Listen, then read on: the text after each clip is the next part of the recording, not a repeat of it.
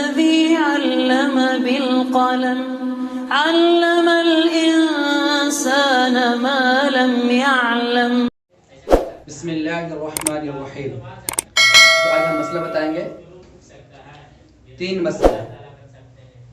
ठीक है। पहला मसला तो ये है कि कोई शख्स सफर करके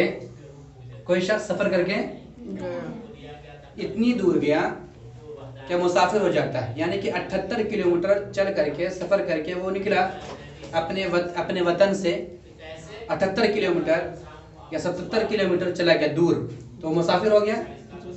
अब वहां जाने के बाद वो उसने नियत की कि हम यहाँ 14 दिन रहेंगे। कितने दिन रहेंगे? 14 दिन रहेंगे। तो 14 दिन तक वो मुसाफिर रहेगा। क्या रहेगा? मुसाफिर रहेगा। और 15 दिन अगर नियत कर लेता वो तो मुकीम हो जाता। ठीक है।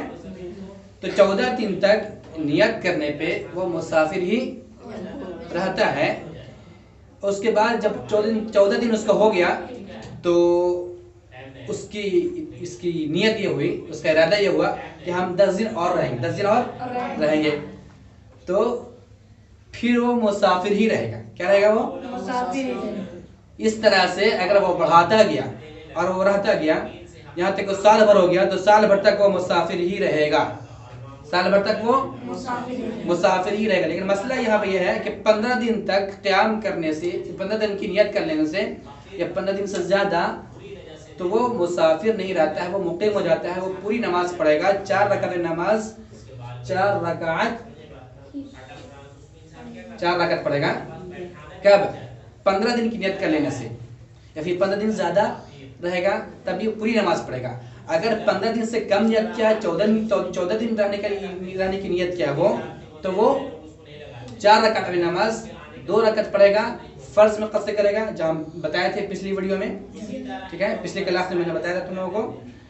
तो हम ये बताना चाह रहे हैं कि अगर 15 दिन से कम की नियत करें और उसके बाद जब हो जाए तो उसकी नियत ये हो जाए कि अगर हम और यहाँ रहेंगे 10 दिन, 12 दिन, 14 दिन, तो फिर वो भी मुसाफिर रहेगा।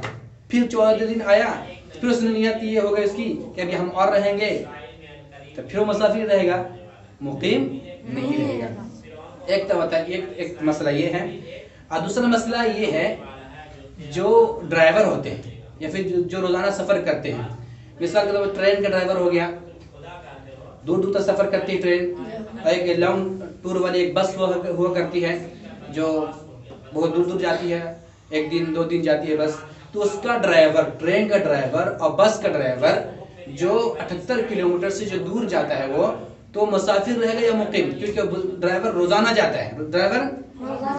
है और बराबर सफर करता है। तो मसला यह है कि ट्रेन का ड्राइवर भी और बस का ड्राइवर भी अगर 78 किलोमीटर और से ज्यादा का सफर करता है तो वो भी मुसाफिर ही रहेगा।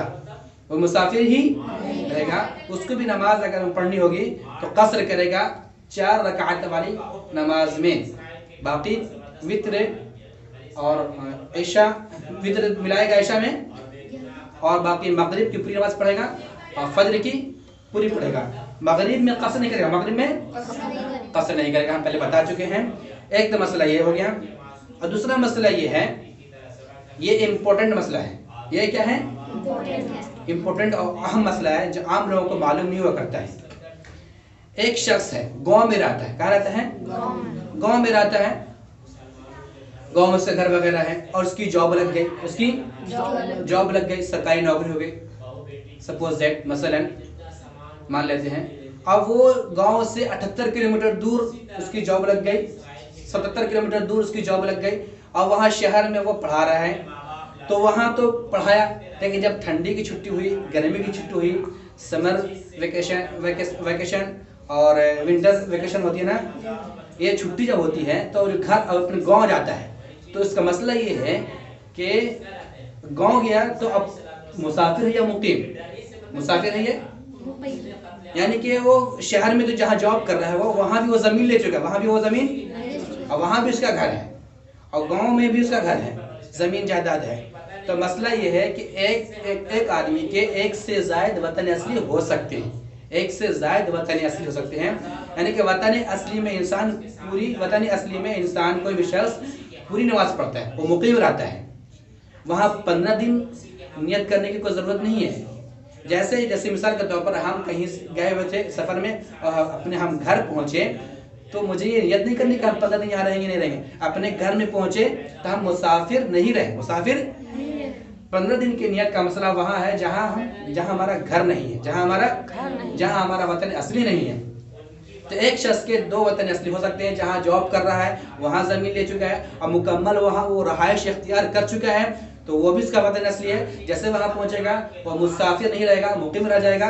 जब अपने गांव में आएगा जहाँ उसकी ज़मीन जायदाद भी वहाँ मौजूद है, ज़मीन जायदाद भी वहाँ मौजूद है, मकान उसके हैं, तो वहाँ भी वो वतन असली उसका है और वहाँ भी वो मुकीम रहेगा और पूरी नमाज पढ़ेगा, मुसाफिर वहाँ वो नहीं रहेगा। ये 3 मसाइल थे जो अहम थे, जो मैं तुम लोगों को बताया है, उसको याद रखना है, ठीक है। बाकी फिर बाद में इंशाअल्लाह।